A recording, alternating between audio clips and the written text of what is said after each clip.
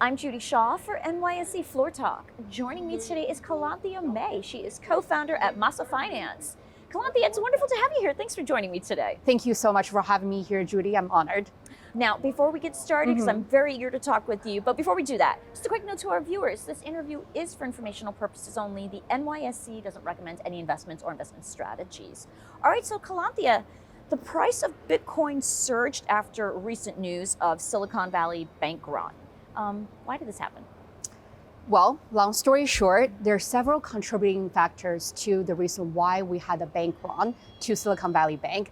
And today I want to highlight two of the factors.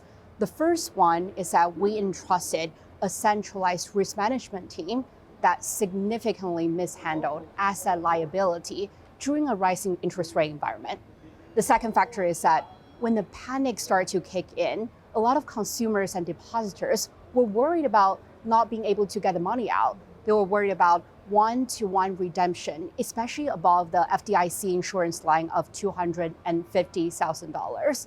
That's the reason why we're building in the Web3 space in the first place, because we want to build a mechanism that is letting decentralized decision-making, let the code to run the risk management function.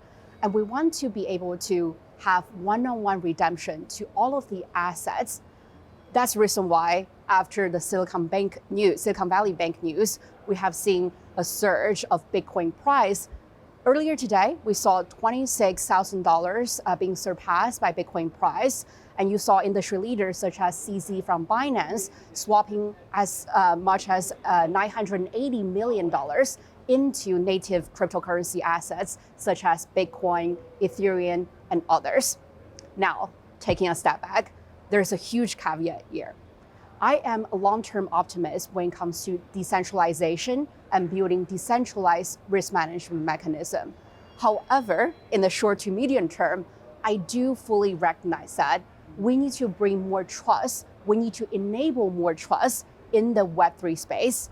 We need to make it safer, more secure, and more easily accessible for everyday users.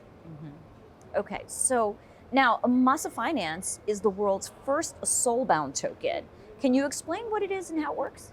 Yeah, and I'll probably link that back to what we are just talking about, enabling trust in the Web3 space.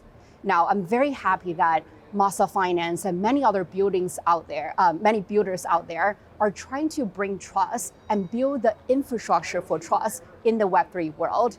At Masa, how we're contributing is that we are a cross-chain interoperable data protocol that makes it super easy to standardize, verify, and bridge off-chain and on-chain data, Web3 and Web2 data. And for us to do that, user can very easily mint their on-chain identity.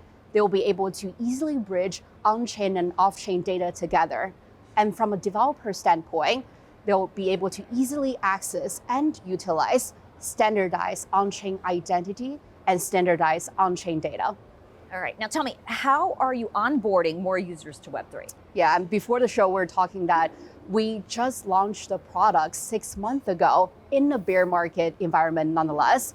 However, we have seen a tremendous amount of adoption across the globe.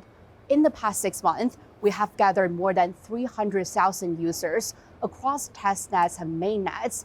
Users, some of them claimed the domain name, a human-readable address in Web3. Some of them minted an identity passport. Some of them minted a Web3 credit score. Some of them get verified in order to reap perks and benefits. Some of them join the loyalty program on Web3.